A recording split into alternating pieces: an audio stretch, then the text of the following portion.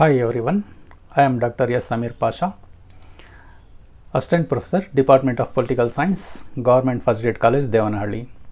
In my today's class, I am going to explain you about Political Science, Paper 5.1. The title of the paper is Indian Constitution Institutional Framework, Session number 19.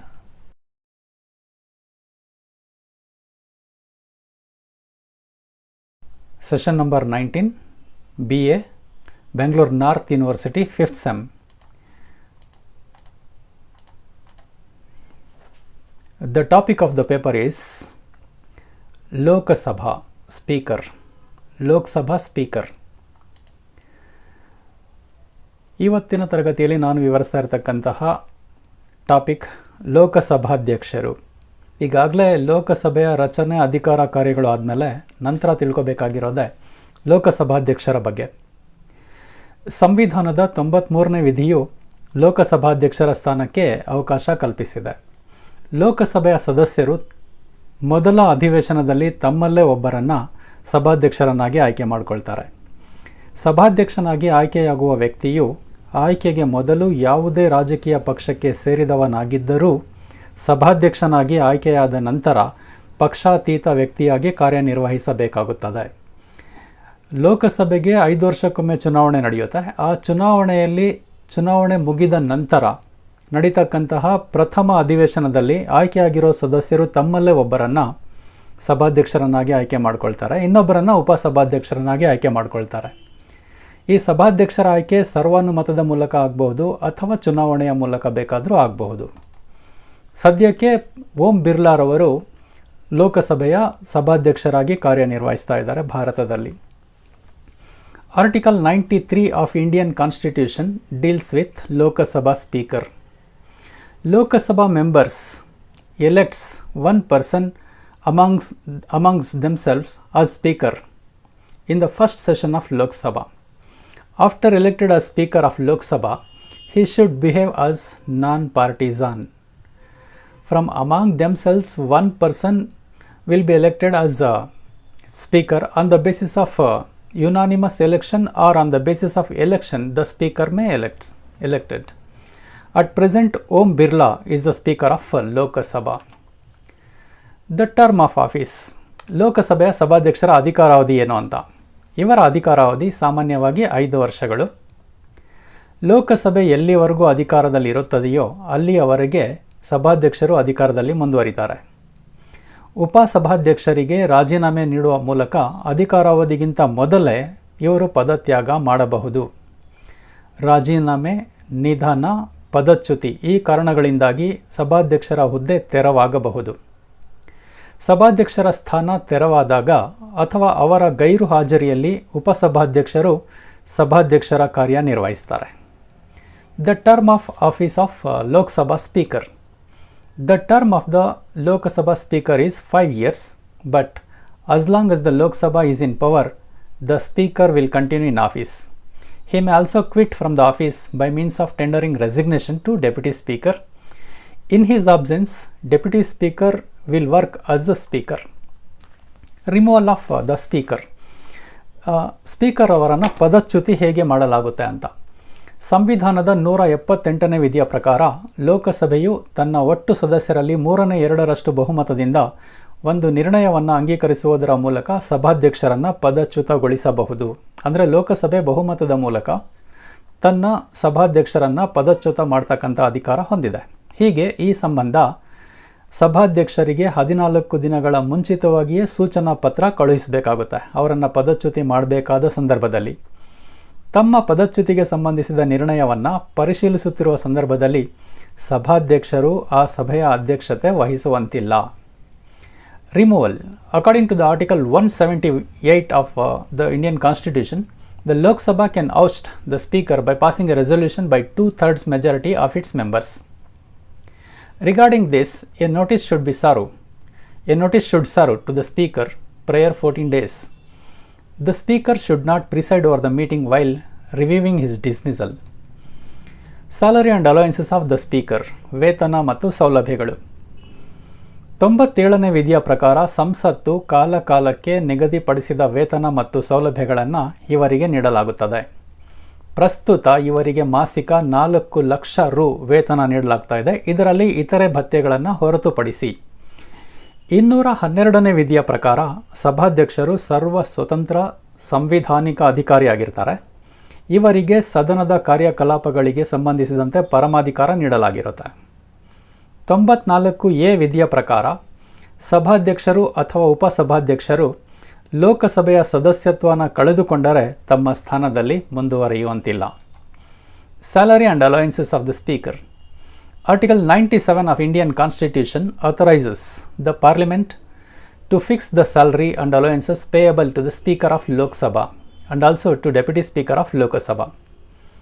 Currently, he has a monthly salary of rupees 4 lakhs per month, excluding other allowances. According to Article 212, the Speaker is an independent constitutional authority who is given sovereignty over the conduct of the House. According to Article 94A, the Speaker or the Deputy Speaker cannot continue in his office or in his position if he loses the membership of Lok Sabha. ಲೋಕಸಭಾಧ್ಯಕ್ಷರ ಅಧಿಕಾರ ಮತ್ತು ಕಾರ್ಯಗಳು. Power and functions of Lok Sabha speaker. Lok Sabha ಅಧ್ಯಕ್ಷರ ಅಧಿಕಾರ ಮತ್ತು ಕಾರ್ಯಗಳನ್ನು ಹೀಗೆ ವಿವರಿಸಬಹುದು. ಲೋಕಸಭೆಯ ಕಾರ್ಯಕಲಾಪಗಳ ಅಧ್ಯಕ್ಷತೆ ವಹಿಸ್ತಾರೆ ಇವರು. ಸದನದಲ್ಲಿ ಶಾಂತಿ ಶಿಸ್ತು ಕಾಪಾಡುವುದರ ಮೂಲಕ ಲೋಕಸಭೆಯ ಘನತೆ ಮತ್ತು ಗಂಭೀರತೆಯನ್ನು ಕಾಪಾಡ್ತಾರೆ. ಹಾಜರಾತಿ ಕೊರತೆ ಇದ್ದಲ್ಲಿ ಸದನವನ್ನು ಮುಂದೂಡುವ ಅಧಿಕಾರ ಸಭಾಧ್ಯಕ್ಷರಿಗಿದೆ. ಕೋರಮ್ ಅಂತ ಕರೀತಾರೆ ಹಾಜರಾತಿನ. ಸಾಕಷ್ಟು ಸದಸ್ಯರು ಹಾಜರಾಗದೇ ಇದ್ದರೆ, ಕನಿಷ್ಠ 10/1 ಸದಸ್ಯರು ಹಾಜರಾಗದಿದ್ದರೆ ಲೋಕಸಭೆಯನ್ನು ಮುಂದೂಡ್ತಕ್ಕಂಥ ಅಧಿಕಾರ, ಸದನನ ಮುಂದೂಡ್ತಕ್ಕಂಥ ಅಧಿಕಾರ ಇವರಿಗಿದೆ. ಸಭಾಧ್ಯಕ್ಷರು ನಿರ್ಣಾಯಕ ಅಥವಾ ನಿರ್ಧಾರಕ ಮತ ಚಲಾಯಿಸುವ ಅಧಿಕಾರ ಹೊಂದಿದ್ದಾರೆ. ಅಂದರೆ ಸಾಮಾನ್ಯ ಸಂದರ್ಭಗಳಲ್ಲಿ ಲೋಕಸಭೆಯಲ್ಲಿ ಮಸೂದೆಗಳ ಮೇಲೆ ಮತ ನೀಡುವಾಗ ಸಭಾಧ್ಯಕ್ಷರಿಗೆ ಮತ ಚಲಾಯಿಸುವ ಅಧಿಕಾರ ಇಲ್ಲ. ಆದರೆ ಯಾವುದೇ ವಿಷಯಕ್ಕೆ ಸಂಬಂಧಪಟ್ಟಂತೆ ಒಂದು ಮಸೂದೆಗೆ ಸಮ ಪ್ರಮಾಣದ ಮತಗಳು ಬಿದ್ದಾಗ ಸಭಾಧ್ಯಕ್ಷ ತನ್ನ ಮತ ಚಲಾಯಿಸ್ತಾನೆ. ಇದನ್ನೇ ನಿರ್ಣಾಯಕ ಮತ ಅಂತ ಕರೀತಾರೆ. ಅಂದರೆ ಲೋಕಸಭೆಯಲ್ಲಿ ಉದಾಹರಣೆಗೆ ಈಗ 545 ಸದಸ್ಯರಿದ್ದಾರೆ, 543, ಅಟ್ಲೀಸ್ಟ್ ಒಂದು 400 ಜನ ಪ್ರೆಸೆಂಟ್ ಇದ್ದಾರೆ ಅಂತ ಇಟ್ಕೊಳ್ಳಿ. ಒಂದು ಮಸೂದೆಗೆ 200 ಜನ ಒಪ್ಪಿಗೆ ಕೊಟ್ಟಿರ್ತಾರೆ, 200 ಜನ ಒಪ್ಪಿಗೆ ಕೊಟ್ಟಿರಲ್ಲ. ಆವಾಗ ಸಮ ಮತಗಳು ಬಂತು, 200. ಆ ಸಂದರ್ಭದಲ್ಲಿ ಸಭಾಧ್ಯಕ್ಷರು ತೆಗೆದುಕೊಳ್ತಕ್ಕಂಥ ನಿರ್ಣಯ, ಅವ್ರು ಏನು ತೀರ್ಮಾನ ತೆಗೆದುಕೊಳ್ತಾರೋ ಅದು ಫೈನಲ್ ಆಗುತ್ತೆ. ಇದನ್ನೇ ನಿರ್ಣಾಯಕ ಮತ. ಅಂದರೆ ಮಸೂದೆ ಪಾಸ್ ಆಗಬೇಕು ಅಂತ ಹೇಳಿದ್ರೆ ಪಾಸ್ ಆಗುತ್ತೆ, ಪಾಸ್ ಆಗಬಾರ್ದು ಅಂತ ಹೇಳಿದ್ರೆ ಪಾಸ್ ಆಗೋದಿಲ್ಲ. 200 ಇವ್ರು ಒಬ್ಬರು ಇರ್ತಾರೆ ಥರ್ಡ್ ಅಂಪೈರ್ ರೀತಿಯಲ್ಲಿ. 50-50 ಬಂದಾಗ ಇವ್ರ ತೀರ್ಮಾನನೇ ಅಂತಿಮವಾಗುತ್ತೆ. ಸೊ ಹಾಗೆ ನಿರ್ಣಾಯಕ ಮತ ಚಲಾಯಿಸುವ ಅಧಿಕಾರ ಇವರಿಗಿದೆ. Power and functions of Lok Sabha speaker. The speaker may perform various power and functions concern with Lok Sabha. The power and functions of the Speaker of the Lok Sabha can be discussed as below. He presides over the functioning of the Lok Sabha. He preserves the dignity and majesty of the Lok Sabha by maintaining peace and discipline in the House. The Speaker has the power to adjourn the House if there is no quorum. To cast the casting vote. The Speaker has no right to cast his vote in the first instance, but he has the right to vote in case of a tie.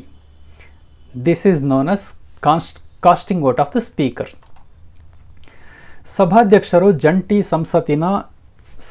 ಸಭಾಧ್ಯಕ್ಷರು ಸಂಸತ್ತಿನ ಜಂಟಿ ಅಧಿವೇಶನದ ಅಧ್ಯಕ್ಷತೆ ವಹಿಸ್ತಾರೆ. ಜಂಟಿ ಅಧಿವೇಶನ ಅಂದರೆ ರಾಜ್ಯಸಭೆ ಮತ್ತು ಲೋಕಸಭೆ ಕೆಲವು ಸಂದರ್ಭಗಳಲ್ಲಿ ಜಂಟಿ ಅಧಿವೇಶನ ಸೇರಬಹುದು. ಆ ಸಂದರ್ಭದಲ್ಲಿ ಲೋಕಸಭಾಧ್ಯಕ್ಷರೇ ಅಧ್ಯಕ್ಷತೆ ವಹಿಸ್ತಾರೆ. ಒಂದು ಮಸೂದೆಗೆ ಸಂಬಂಧಿಸಿದಂತೆ ಎರಡೂ ಸದನಗಳ ನಡುವೆ, ಲೋಕಸಭೆ ರಾಜ್ಯಸಭೆಗಳ ನಡುವೆ ಬಿಕ್ಕಟ್ಟೇನಾದರೂ ಏರ್ಪಟ್ಟರೆ ಅದನ್ನು ಇತ್ಯರ್ಥಪಡಿಸಲು ರಾಷ್ಟ್ರಪತಿಯವರು ಜಂಟಿ ಸದನನ ಕರೀತಾರೆ. ಸಭಾಧ್ಯಕ್ಷರು ಒಂದು ಮಸೂದೆ ಹಣಕಾಸಿನ ಮಸೂದೆಯೇ ಅಥವಾ ಅಲ್ಲವೇ ಅನ್ನೋದನ್ನು ತೀರ್ಮಾನ ಮಾಡ್ತಾರೆ. ಈ ವಿಷಯದಲ್ಲಿ ಸಭಾಧ್ಯಕ್ಷರ ತೀರ್ಮಾನನೇ ಫೈನಲ್, ಅಂತಿಮವಾಗಿರುತ್ತೆ. ಪಕ್ಷಾಂತರ ನಿಷೇಧ ಕಾಯ್ದೆ ಅನ್ವಯ ಲೋಕಸಭೆಯ ಸದಸ್ಯರನ್ನು ಅನರ್ಹಗೊಳಿಸ್ತಕ್ಕಂಥ ಅಧಿಕಾರನೂ ಸ್ಪೀಕರ್ ಅವರಿಗಿದೆ. To preside over the joint sessions of Lok Sabha and Rajya Sabha in case of a joint meeting of both houses of the parliament on a disputed bill, The Speaker of the Lok Sabha presides. The Speaker can summon a joint session to settle the dispute between the two houses on a bill. The Speaker decides whether a bill is a finance bill or not. His decision in this regard is final. The Speaker has the power to disqualify members of the Lok Sabha under the Anti-Defection Act. ಸಭಾಧ್ಯಕ್ಷರು ಲೋಕಸಭೆಯ ಸಂಸದೀಯ ಸಮಿತಿಗಳ ಅಧ್ಯಕ್ಷರುಗಳನ್ನು ನೇಮಕ ಮಾಡುವುದಲ್ಲದೆ ಅವುಗಳ ಕಾರ್ಯನಿರ್ವಹಣೆಯನ್ನು ಪರಿಶೀಲನೆ ಮಾಡ್ತಾ ಇರ್ತಾರೆ ಅಥವಾ ಮೇಲ್ವಿಚಾರಣೆಗೆ ಒಳಪಡಿಸ್ತಾರೆ. ಇವರು ವ್ಯವಹಾರ ಸಲಹಾ ಸಮಿತಿ, ನಿಯಮ ಸಮಿತಿ ಮತ್ತು ಸಾಮಾನ್ಯ ಉದ್ದೇಶಗಳ ಸಮಿತಿ ಅಧ್ಯಕ್ಷರಾಗಿಯೂ ಕಾರ್ಯನಿರ್ವಹಿಸ್ತಾರೆ. ಸದನದಲ್ಲಿ ಗಲಭೆ, ದುರ್ವರ್ತನೆ ಹಾಗೂ ಅಸಂಸದೀಯ ನಡವಳಿಕೆಯನ್ನು ನಿಯಂತ್ರಿಸುವುದರೊಂದಿಗೆ ಶಾಂತಿ ಮತ್ತು ಶಿಸ್ತನ್ನು ಇವರು ಕಾಪಾಡ್ತಾರೆ. ಈ ಮೂಲಕ ಸದನದ ಘನತೆ ಮತ್ತು ಗಾಂಭೀರ್ಯತೆಯನ್ನು ಎತ್ತಿ ಹಿಡಿತಾರೆ. The speaker appoints the chairman and other members of the select committee. He also has the power to appoint the chairpersons and members at the other committees of the House. He chairs the Business Advisory Committee, the Rules Committee, and the General Purpose Committee. He maintains peace and discipline by controlling riot, misbehavior, and non-violent behavior in the House. He upholds the dignity and grandeur of the House. Lok Sabha ಸದಸ್ಯರ ಹಕ್ಕು ಮತ್ತು ಬಾಧ್ಯತೆಗಳನ್ನು ರಕ್ಷಣೆ ಮಾಡ್ತಕ್ಕಂಥ ಅಧಿಕಾರನೂ ಇವರಿಗಿದೆ. ಲೋಕಸಭಾ ಸದಸ್ಯರ ರಾಜೀನಾಮೆ ಪತ್ರಗಳನ್ನು ಸಹ ಇವರು ಸ್ವೀಕರಿಸ್ತಾರೆ. 60 ದಿನಗಳವರೆಗೆ ಇವರ ಅನುಮತಿ ಇಲ್ಲದೆ ಸದನದ ಕಾರ್ಯಕಲಾಪಗಳಿಗೆ ಗೈರು ಹಾಜರಾದ ಸದಸ್ಯರನ್ನು ಸದನದಿಂದ ಉಚ್ಚಾಟಿಸ್ತಕ್ಕಂಥ ಅಧಿಕಾರನೂ ಇವರಿಗಿದೆ. ಸದನದಲ್ಲಿ ಸ್ಥಾನಗಳು ತೆರವಾಗಿವೆ ಎಂದು ಘೋಷಿಸುವ ಅಧಿಕಾರ ಸಭಾಧ್ಯಕ್ಷರಿಗಿದೆ. ಸದಸ್ಯರ ರಾಜೀನಾಮೆ, ನಿಧನ, ಪದಚ್ಯುತಿ, ಅನರ್ಹತೆ ಹಾಗೂ ಇತರೆ ಕಾರಣಗಳಿಂದಾಗಿ ಸ್ಥಾನಗಳು ತೆರವಾಗಬಹುದು. ಅಂಥ ಸಂದರ್ಭದಲ್ಲಿ ಸ್ಥಾನಗಳು ತೆರವಾಗಿವೆ ಅಂತ ನಿರ್ಧರಿಸ್ತಕ್ಕಂಥ ಅಧಿಕಾರ, ತಿಳಿಸ್ತಕ್ಕಂಥ ಅಧಿಕಾರ ಸ್ಪೀಕರ್ಗಿದೆ. ಸದನದ ಉಲ್ಲಂಘನೆ ಅಥವಾ ಹಕ್ಕು ಬಾಧ್ಯತೆಗಳ ಉಲ್ಲಂಘನೆಯ ಪ್ರಕರಣಕ್ಕೆ ಸಂಬಂಧಿಸಿದಂತೆ ಒಬ್ಬ ವ್ಯಕ್ತಿಯು ಸದನದ ಮುಂದೆ ಹಾಜರಾಗಬೇಕು ಎಂದಾದರೆ ಸಭಾಧ್ಯಕ್ಷರು ಅವನಿಗೆ ಸಮನ್ಸ್ ಜಾರಿಗೊಳಿಸಬಹುದು. ಸಂವಿಧಾನದಲ್ಲಿ ಸಭಾಧ್ಯಕ್ಷರು ರಾಷ್ಟ್ರಪತಿ, ಉಪರಾಷ್ಟ್ರಪತಿ ಮತ್ತು ಪ್ರಧಾನಮಂತ್ರಿಯ ನಂತರದ ಸ್ಥಾನ ಪಡೆದಿದ್ದಾರೆ. Speaker protects the rights and obligations of the Lok Sabha members. He accepts Lok Sabha members' resignations. He may announce that the seats in the House are vacant. Members may resign due to resignation, dismissal, disqualification, and other reasons. To safeguard the privileges of the members, the Speaker is the guardian of the privileges of the members of Lok Sabha. He can insist that action must be taken against anyone guilty of violating the privileges of the members of the House. Thank you friends. ಎಲ್ಲರಿಗೂ ಧನ್ಯವಾದಗಳು.